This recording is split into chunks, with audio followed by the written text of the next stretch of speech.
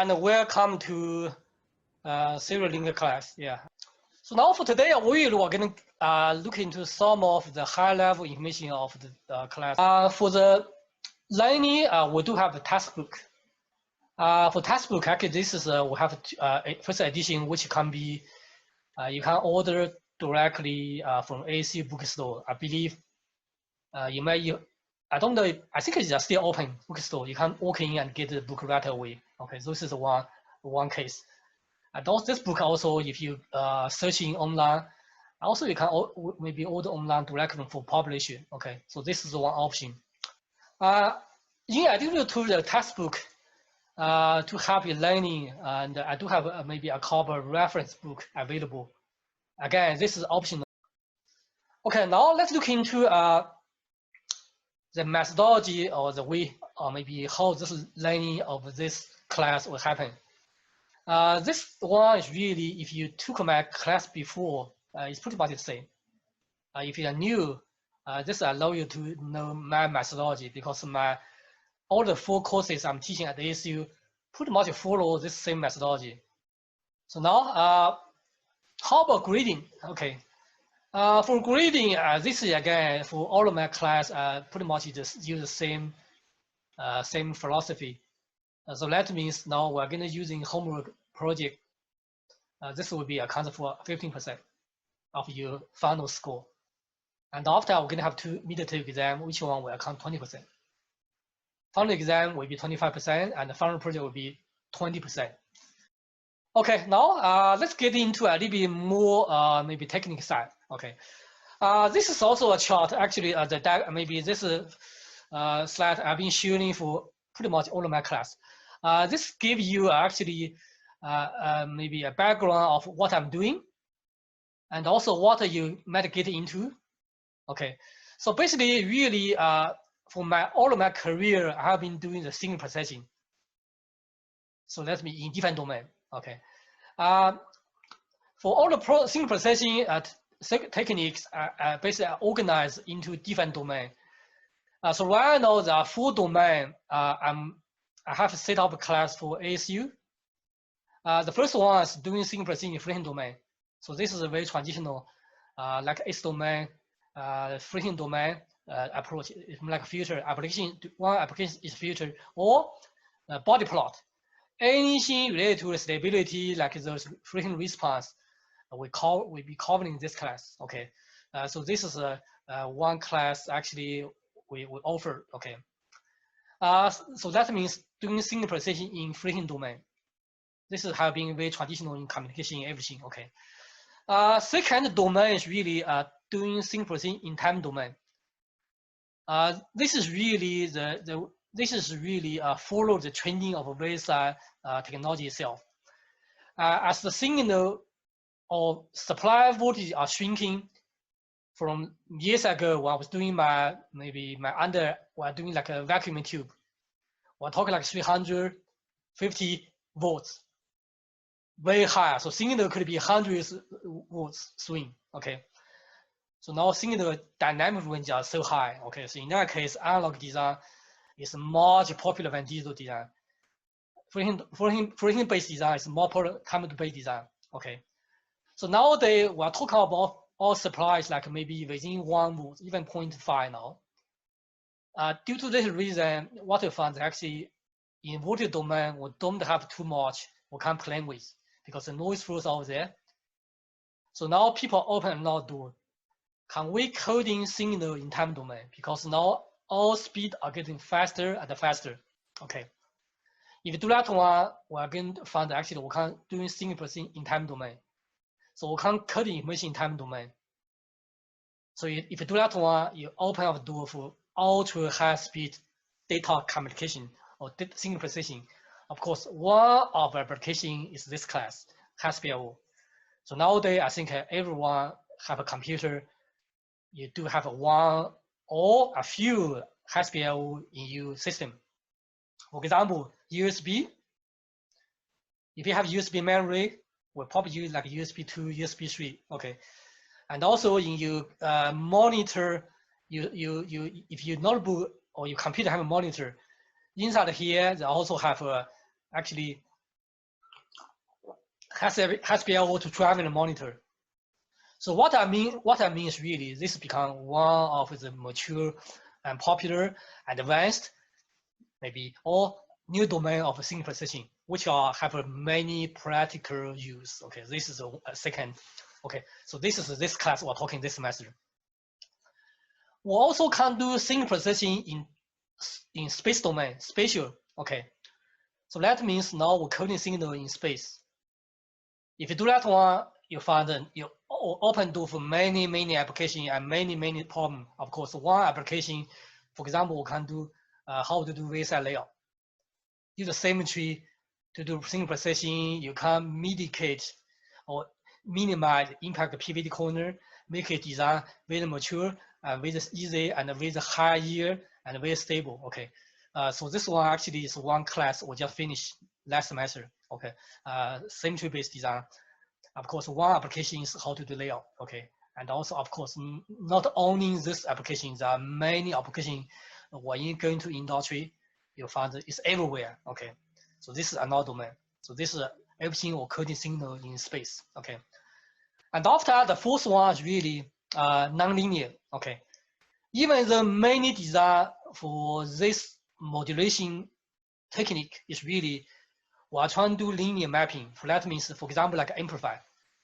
We are trying to amplify a signal from maybe small one to big one. But due to VLSI limitation, you find that your signal to noise ratio will be horrible if you go into, for example, I want to amplify nanovolt, microvolt signal. Okay. But if you're changing maybe this technique slightly using modulation as technique, we can still achieve a linear mapping, very high quality. But by doing this way, first one, you enhance your circle or signal processing quality. Second one, make your design low cost. One example, if you're doing A2D design or D2A, you use flash directly do it, you find you are limited by like maybe 8 to 10 bit. Or even maybe sometimes you're pushing like a 12 bit. But if you use Sigma data, we're talking like maybe 24, 48 bit now. Okay, so now suddenly you can get a very high accuracy design with a very low cost. Okay, so this is one maybe one class we're going through, and we'll look at many take like maybe offset calibration, Sigma data conversion, power management, DC converter, many. Okay, so that is actually thing by thing by doing using nonlinear technique to do linear design. Okay, so these are 4 class I have been opening at ASU. Of course, in addition, my research also involved many other signal processing. One is like a noise processing, natural inspired, maybe signal processing, many things. This is actually, I do have book available, published over there. Also audio video to offer the class at ASU, but the only problem is I don't have time. So that's why up to now, I only offer 4 class, because if I offer them maybe 5, 6, it takes 3 years to do a rotation. That would be too bad. Okay. And here, if I retire from industry and full time here, I can probably teaching 2 or 3 classes one semester we can cover. Otherwise, this will not happen. So if you are interested, you can probably searching my name, and maybe in the web you can.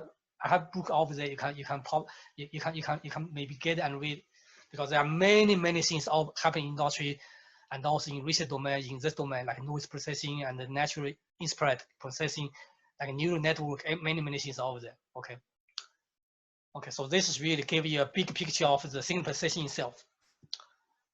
So now let's now zoom into only look at time domain. HSPO. Okay, why we need it, and where it's used, and how to design. Okay, so really, this one is actually along with the VLSI or maybe semiconductor technology scaling. Okay, so right now, if you're looking here, is really when device become very small, and maybe also device per maybe power will be very low and speed very high.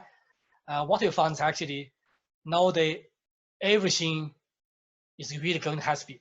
Okay, so if you look at here, I know when I was doing my design years ago, when doing my under kilohertz is really what we call high speed. And after when doing master megahertz is high speed. So now a few years ago we talk about gigahertz high speed, but nowadays at this time, this maybe 2020 or 2021, we'll talk of like 10 to 100 gigahertz now. Okay, so this also will changing our life, because nowadays, for example, in the future or in the past, if you want to maybe use a DVD plan movie to download DVD, maybe take like maybe half an hour to download one. But nowadays you can plan in real time. Okay, so this is also will change our life. Right now we can maybe plan many video, everything on the cell phone, on the smartphone, everything. So this is really HSPO is really make this happen. Okay. And also for HSPO, again, from the technology side, how to make it materialize or how to manufacture it. Even though I know when I do my PhD, people thinking maybe bipolar, gallium arsenide is really the one we make it happen, but reality is not. It's CMOS. The reason CMOS are nowadays so fast, and also CMOS are so low cost. CMOS can be highly integrated with high yield. Everything makes this happen. Due to this reason, this class we're going to focus on CMOS. Okay. So another reason for maybe HSPO become so popular is really, even though in the computer we can run very fast, but the problem is all the computer need to be interfaced with the human being, either from the screen, from the cable, from the memory. Okay, but without I/O, all the information cannot be come out or sent in to the chip, and after the I/O actually become a bottleneck. Due to this reason, when the CPU running faster, memory running faster, I/O must go fast as with it. Okay, so that means really high bandwidth needed. So nowadays this are not stopped. Okay, just like I mentioned to you, nowadays we're talking about maybe gigahertz, 100 gigahertz now. Or maybe when you graduate a few years, we'll talk about like maybe 1,000 gigahertz, very likely. Okay, just like when we're doing my PhD, we'll talk about like maybe 100 megahertz. That's a high speed. But nowadays, every year, really exponential scaling. Okay. So now why high speed? Okay, and why high speed? Okay. So really, again, the I/O are bottleneck of the system performance. Even though your CPU can run fast, your computer can run fast, but until you can display and moving your screen, if you cannot maybe get information out quickly, you find actually your computer have no use. Due to that reason, many company, many research are put many investment in the I/O side. Okay, so this really dedicates maybe the processing throughput, power dissipation, because now the high I/O power dissipation is one of the significant portion of the system portion. Maybe that's why low power, high speed I/O become popular. Okay, second one, cost. So nowadays, if you're looking maybe you maybe the computer notebook, really all of the I/O is a bigger part of you maybe system cost. So that's why many company or many software development are involved in I/O now. Okay, and this also I/O will impact your TTM, time to market, and TT dollar, time to dollar. Okay, without a good I/O design in industry, you cannot launch your system quickly. You cannot get your money back quickly. So that means this becomes gating factor. Really, what this means really, I think maybe for you guys is a job market and the research topic over there. It's not something, maybe VLSI domain is really dying, but this one is not. This one has become hot and hot. Okay. So now let's get into additive technology. This is the one slide I have been sharing pretty much for all of my class. So this gives you a little bit history of maybe and the trending of the VLSI technology itself. Based on the maybe famous Moore's law, maybe device integration, also device size or technology scaling, pretty much every maybe 1 to 1.5 and maybe 2 years. Okay. For this one, if you look into even from 1970 until now, still pretty much forward. Okay. So nowadays we're looking to really we're looking into the VLSI technology industry is about 7 to 3 nanometer now. This one is much advanced one. We're doing my PhD.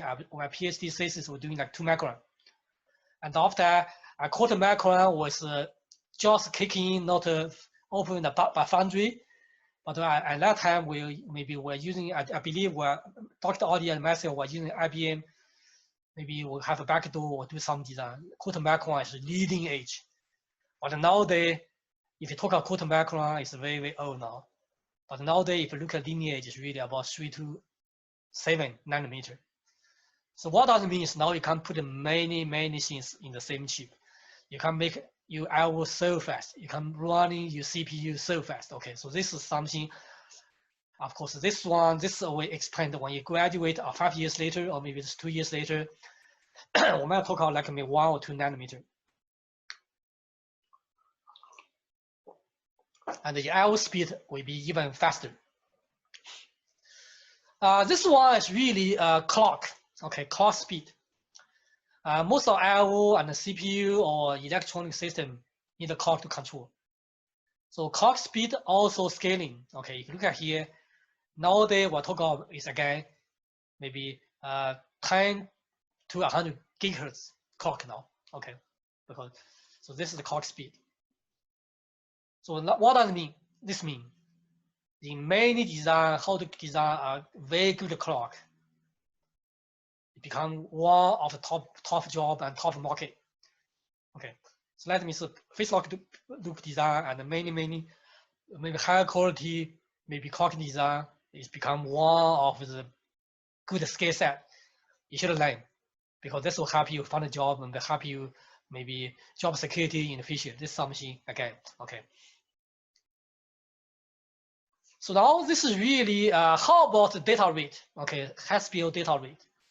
So now if you look at scaling, again, when I was doing my actually maybe undergraduate in 1970s to 80s, we'll talk about maybe kilohertz to megahertz. That's what we call high speed.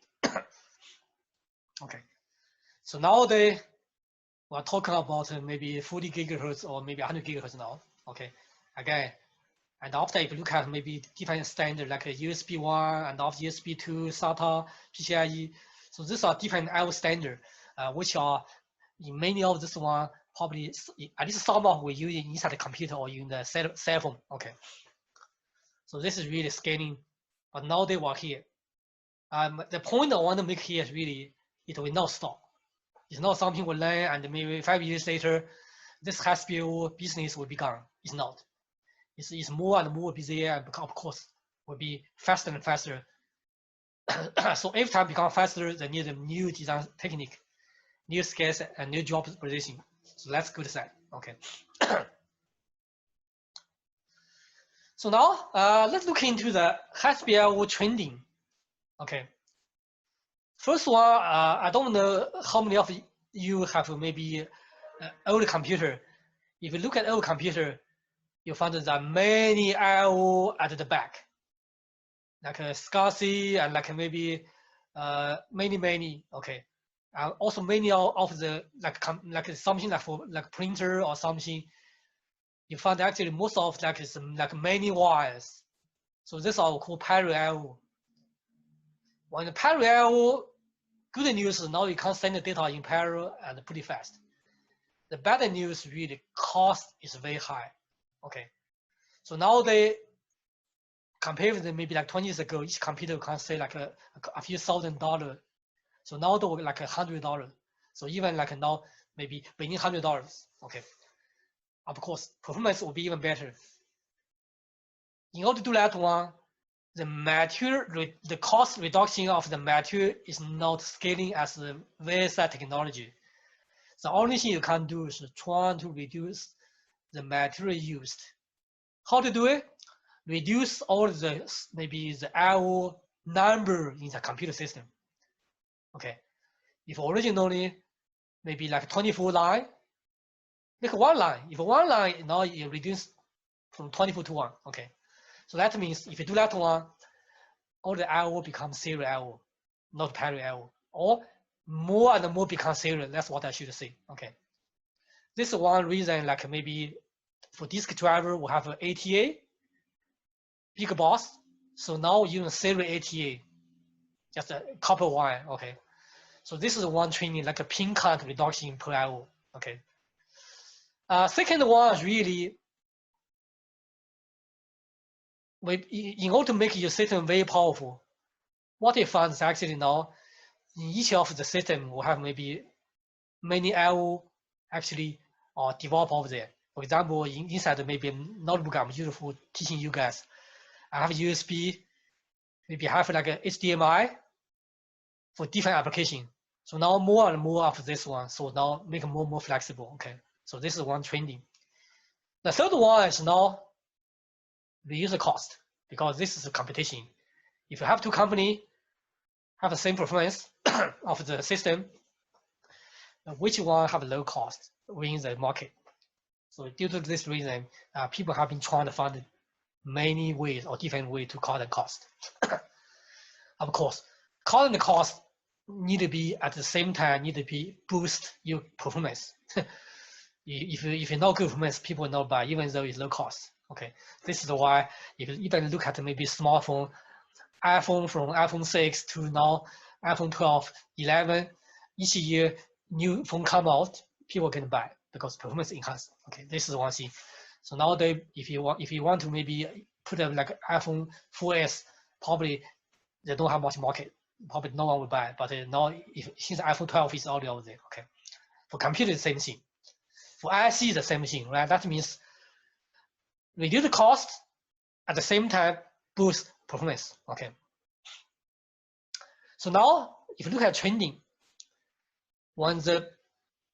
since now we'll reduce the pin, but want to boost our performance, so that means each pin need to be even run much faster. For example, original 24 line, if you just use maybe one line to do it, this line should be run 24 times of the original.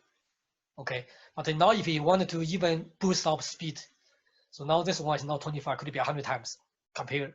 So this is trending. So that means we're trying to reduce the line, but at the same time, we want to make it even run faster. Okay, this is one trending. But at the same time, in order to control your cost, I don't want to boost my material too much. I still want to using my low cost material, low cost maybe interconnect. Okay, so this will of course make your job much easier. Okay, or much tougher. Okay, so that means low cost, high performance using very low cost setup. That's really trending. Okay, this is why people will ask, take this class to say nowadays fabric is always there running multi-gigahertz. Why do we talk about like USB or something? The reason is actually if you do fabric, maybe optical, maybe communication, still much high cost than maybe just using maybe like a USB cable or something. Okay, this is the economy of it. Okay.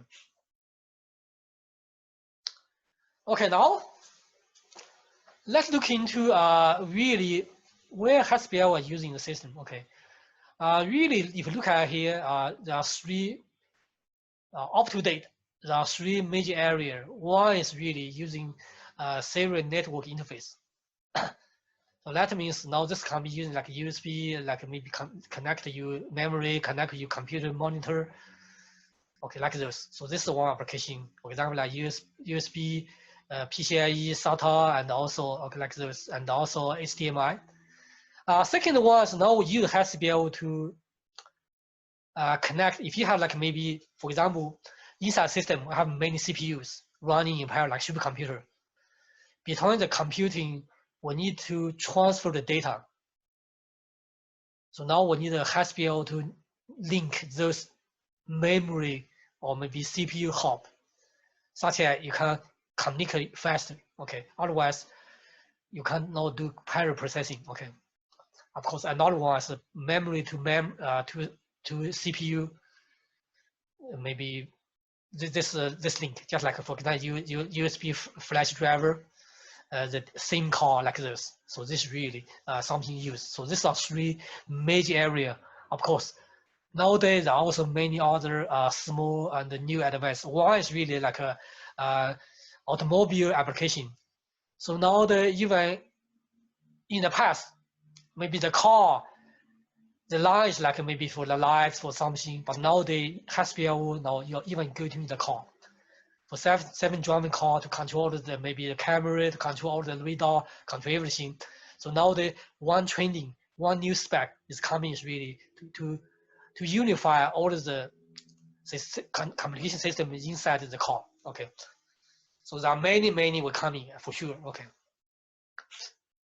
So now CMOS actually now when you look into the HSPL design at the chip, just like I mentioned to you, maybe years ago, people were thinking like bipolar will be run very fast, but the problem is bipolar cannot be low cost, cannot be integrated. Due to that reason, CMOS is the technology we're using. Of course, it's advanced CMOS now. Okay, like maybe, so this one, so this class, everything we're talking is CMOS. Okay, of course, all of my class we're talking CMOS. So nowadays, if you look at as far as speed, maybe traditional like 0.18 micron CMOS is already as good as 0.5 micron gas technology. But when you look at maybe 7 to 3 nanometer, there's no comparison anymore. It's much more faster. Okay, so that means CMOS actually is a very good technology to doing chip design, to do high-speed design, to do flexible design, really. So this class, what I will learn will be on CMOS. So now let's probably get a little bit background on maybe different HSPL technology which are using in your computer. Okay. The first one is really, of course, when you're going to interview or working for the company or work on the system, you will hear the name PCI Express. Okay, that means this is a peripheral of the computer. Okay. So traditionally, a long time ago, this is the parallel bus, but now they become serial. And after that, this one is not used to link the CPU, link memory, link everything, and so now, so this one is become one of the standard bus inside the maybe computer system or inside many of electronic system. Okay. So let's look into this PCI Express. So here I have something download. Okay, for you. This I have been going through many generations. Myself have been design a few generations from PCIe 1.0, 2.0. Up to now, what work here is PCIe 4 and 5. Okay, so right now from original like maybe 1.5 gigahertz to like 2.5 like this domain. So nowadays we're talking about actually with like 16 gigahertz or 32 gigahertz. So this is up to date. But again, when you graduate and find a job, very likely you might work in the PCIe 6 domain. Okay, so so this is one thing again. Good news and bad news. Bad news, design will be tougher and tougher. Good news, there will be many job market maybe opening over there down the road for sure. Okay. So this is the first I/O which are using high-speed link. Second one is really maybe disk driver. Okay. This driver traditionally this driver control is using ATA. That's a parallel bus. But again, parallel bus is high cost. So nowadays everything becomes serial ATA or SATA. Okay. SATA also goes through many generations from the first generation 1.5 gigahertz, which will be compatible to 133 megahertz parallel bus. Okay. And nowadays we're looking to like the SATA, maybe like a 6 gigahertz or beyond. Okay, that's something. Okay, so this actually now all the system in the, maybe in your system in the computer actually now is not using ATA anymore because due to cost, we're using serial ATA. So let me anytime if you have maybe hard drive, this serial ATA is over there. And here is really also maybe something I download you can read to see IP generation. That means how the scaling from 1.5, 3, 6 gigahertz and going beyond. Okay. The third one is really USB. Of course, USB probably I think everyone knows this name, right? Especially I think at least for me, I use my USB flash driver everywhere. I use my USB mouse, USB cable everywhere. Okay, this is really when this come out, make you life so easy. Not like maybe years ago, before this come out, each of the maybe printer, memory, mouse, each one have its actually I/O, but this USB universal, everything becomes so flexible and you can just plug and play. And also USB now can be plugged into many applications. I think this one I don't need to talk. You guys probably, since at least you should have maybe a few, many people. Okay, so here is also maybe scaling of the USB from the very beginning of the 1.5 megahertz. That's USB 1.0 low speed, and after 212 to 480. So now they will talk about 20 or even beyond now. Okay, so that means this one, if you're using inside your smartphone for like maybe Apple phone or mini phone, this is used over there. Okay, okay. So this again, down the road, this will be even faster and make it more and more flexible. Another one which are also popular and many people are using. This is really from consumer product domain, especially for TV and the video. This is something we call HDMI. This one is used to communicate audio, video, and also control. Okay, so this one I think many if you have digital TV, you have maybe the plug over there you can plug this one from your computer to over there to play game, to play video, to play movie. Okay, so this HDMI, this is another popular one. So HDMI again here is also going to different generation and also different coding. I'm not going to go to detail. You guys can read. This one just give you an idea. Okay, just in case in an interview, or if you talk to a professor and at least you know what this HDMI mean. Okay, what it is used for. Okay. Another one which are also very popular about 10 years ago is something we call LVDS technology or standard. Okay. This one are used to communicate with maybe like a printer or something, even for like maybe like a digital camera and many things. Okay. But of course, this standard in some applications still over there, but many applications is already taken over by PCIe SATA. This one is using for something like a custom design and still over there. Okay, so this standard is not that popular, but still over there. Okay, but when you look at AVDS, this name, be careful. This AVDS means two things. We have a general meaning and a special meaning. Special meaning is this AVDS standard. This is just I mentioned to you. It's a standard which are popular years ago. Now they a little bit less popular, but still in. But however, in the general meaning, AVDS stands for low voltage difference maybe difference signaling. So any LO work on this technology. So that means general meaning is like a signaling technology, or maybe a signal standard, not just LO standard. LO standard is a special meaning. AVDS is something anything who can low voltage. Differential scaling signaling is called AVDS. So that means when you go into interview, talk to people, when people mention AVDS, be careful. You should ask what do they mean. Okay, because they have two meaning, a special meaning or maybe a general meaning. Okay. So here is also another something for the web. You guys can read maybe. Yeah. Okay.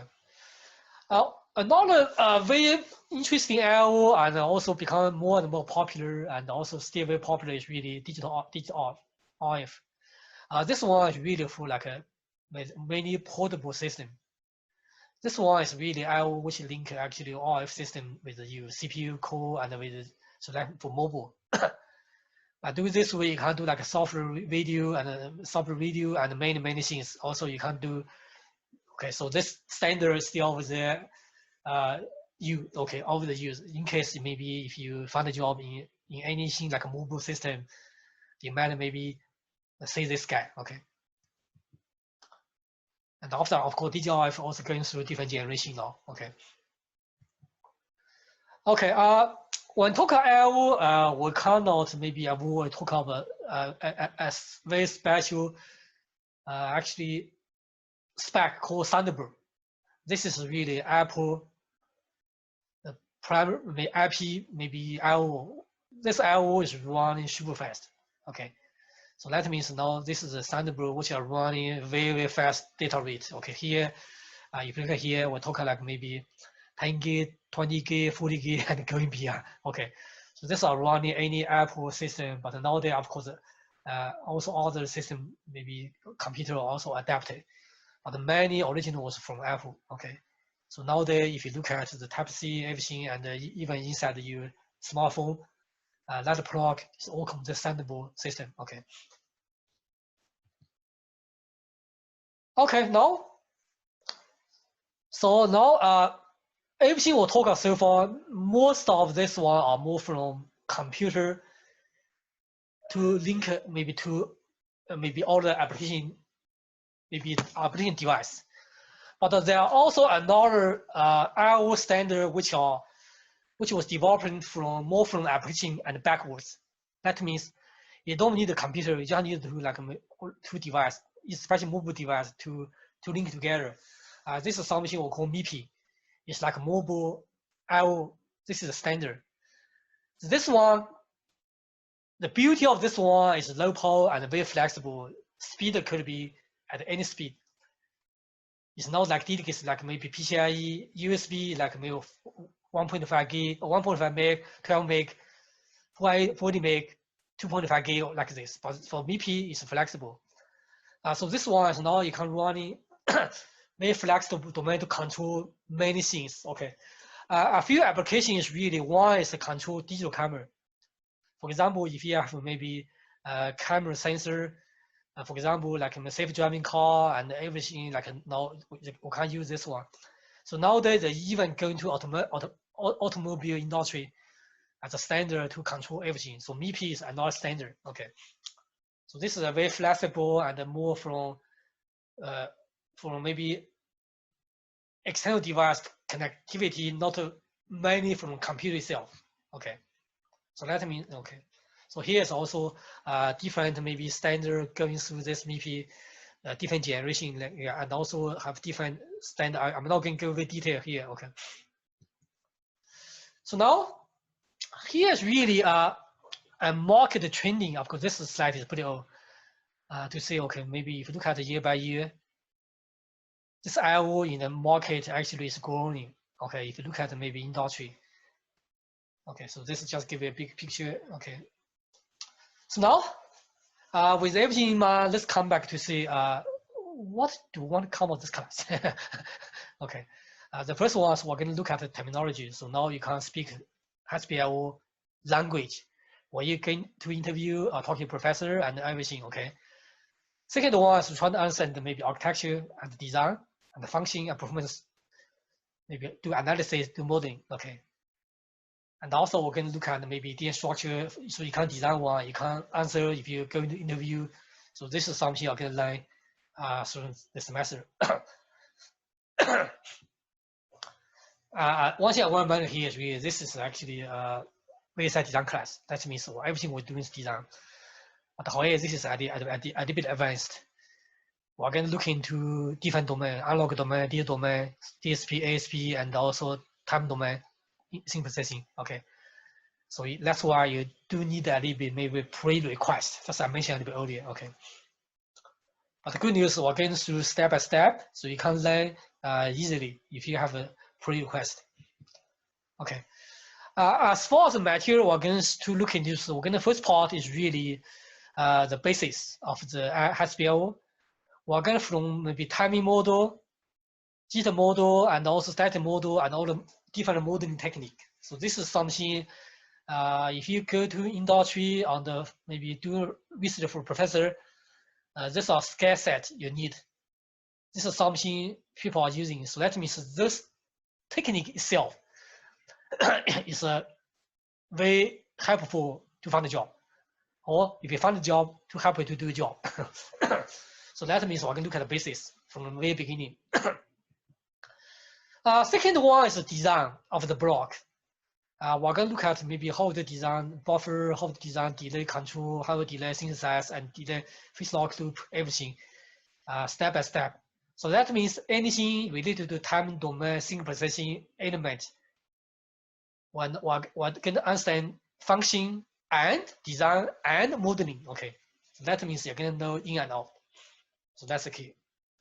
Third one is the module. Okay, so we're going to design phase lock loop, delay lock loop design, how to design transmitter, how to design receiver, termination, outcome, equalizer, and data recover. So this is basic building element of HSPO. So if you know those, you can do your IO design job. Okay. So let's again, let me, so not just theory, we're going to do the design. Okay. The fourth part is advanced topic, is really not related to design itself, but it's more like a lab. That means how to measure the system. Because if we find a job in the maybe in the lab with the IO design interview, this would be a plus. But if you're doing IO design, how to measure your IO, you need some lab, right? Equipment. So this one would be some fundamental thing, such as you're going to understand why you need to do that, why, how to measure. Okay, not just from compatibility, but from silicon comeback, how can you measure, and what kind of equipment people are using. So here is really rough schedule, but again, this is a pretty old one. So it gave me a little bit time to update and upload of there. But this one roughly give you rough flow. So that means the flow still be probably about right. That means which lecture will be happening. Roughly one will be roughly exam, but this will be up and down slightly. But let me give me maybe 1 week to update, and maybe I can upload it to over there for this semester. Okay.